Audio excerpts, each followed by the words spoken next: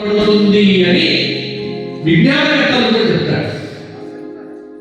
ఆమెకు పుట్టేవాడు పాండు వర్ణంతో పుడతాడమ్మా అని. పాండు రోగాలు లేవు, ఈ రోగాలు లేవు, ఆ రోగాలు లేవు.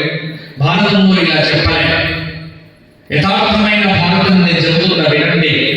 ఆమె వెలగబోయింది, తెల్లగా పుట్టాడు, పాండు వర్ణంతో పుట్టాడు. కాబట్టి పాండు రోగం అనేటువంటి మాట వ్యాస మహాభారతంలో ఎక్కడా లేదు.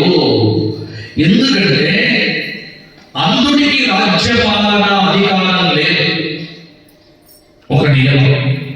రెండవది, పాండు రోగికి కూడా రాజ్య పరిపాలన యోగం లేదు. ఒకవేళ పాండు రాజుకు కనుక పాండు రోగమే ఉంటే అతడికి కూడా రాజ్యాధికారం ఉండేది కాదు. కాబట్టి పాండు రోగం కాదు, ఇక్కడ పాండు వర్ణము అని మహాభారతం చెప్తోంది. ఇది అందుకే మహాభారతం మిమ్మల్ని కరెక్ట్ చేస్తూ వెళ్తూ ఉంటాడు. మీరు ఇన్ని రోజులు మహాభారతంలో ఏదేమైతే తప్పు అని అనుకుంటున్నారో, ఏది తప్పు ఏది ఒప్పో కూడా మీరు చెప్పే ప్రయత్నం చేస్తూ నా ప్రవచనం సాగుతుంది. గుర్తుపెట్టుకోండి.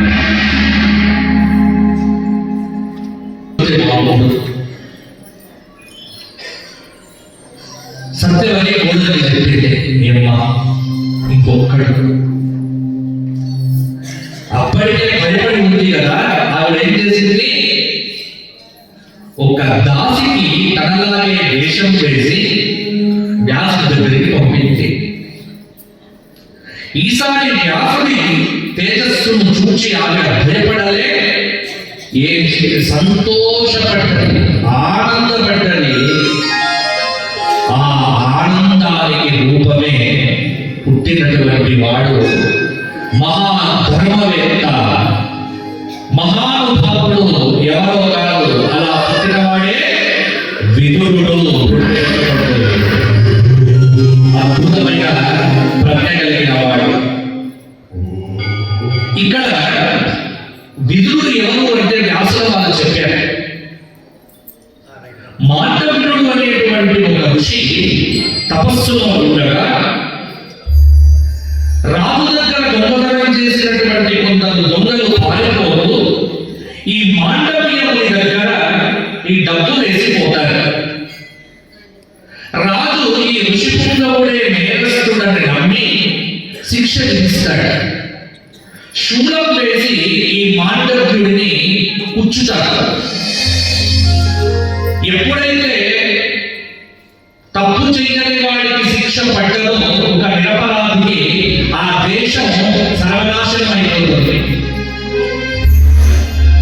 తప్పు చేయని వాడికి ఎప్పుడు శిక్ష వేయకూడదు. ఒకవేళ పొరపాటున వేస్తే దేశానికి కష్టం, ధర్మానికి కష్టం. అనుభవిస్తున్నావు అని చెప్పాడు. వెంటనే మాండవ్యుడు అన్నట్టు 14 ఏళ్ల వయస్సు జాతకం. పుట్టంగానే పుట్టిన పిల్లవాడు ఇంకా మొత్తం చెప్పండి ఏం లేదు. పిల్లలకు జాతక ప్రభావం అనేటువంటిది వారికి ఉండదు. మహాభారతంలో ఉన్నటువంటి విషయమే గవర్నమెంట్ ఆఫ్ ఇండియా కూడా తీసుకొని, ఇవన్నీ భారతం నుంచి తీసుకున్నదే గవర్నమెంట్ ఆఫ్ ఇండియా శిక్షా స్మృతి. ఈ ఒక్క దోషానికి నువ్వు మానవ లోకంలో జన్మించక తప్పదు.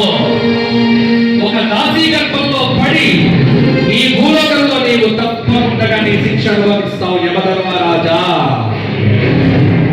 అని. మాండవ్యుడి శాపం యమధర్మరాజుకు తగిలితే ఆ యమధర్మరాజే భూలోకంలో ఈ సమయంలో విదురుడిగా పుట్టడం జరిగింది. ఎవరిని విడిచిపెట్టరే కర్మ, యముణ్ణి కూడా విడిచిపెట్టలే.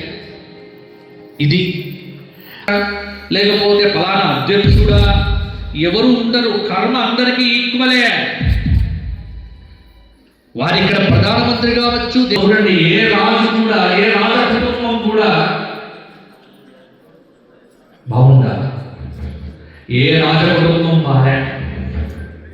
తను పెళ్లి చేసుకున్నప్పటికీ ఇక నుంచి నేను ఇలాగే ఉంటా అని బ్రహ్మచర్య దీక్ష తీసుకున్నాడు. భారతంలో భీష్ముడు ఈ భారతదేశం కోసం సంసారాన్ని త్యాగం చేశాడు మన ప్రధానమంత్రి నరేంద్ర మోడీ గారు. దర్శనం చేసుకోలేదు, కానీ ఈ రోజున ఇలా కూర్చొని నిర్భయంగా ఇన్ని ప్రవచనాలు ఈ జగిత్యాలలో కానీ అన్ని చోట్ల చెప్పగలుగుతున్నా నా ధర్మం గురించి అంటే అది నా ప్రధానమంత్రి నాకు ఇచ్చినటువంటి అనుగ్రహం. హిందూ ధర్మం ఇచ్చినటువంటి యోగి ప్రధానమంత్రి కావాలి. తప్పేం కాదు మంచి వారిని కోరుకుంటే. అనవసరంగా ఈయన ఇలా చెప్పాడు భారతంలో, చెప్పాలనే చెబుతున్నా, అవసరం కాబట్టే చెబుతున్నా.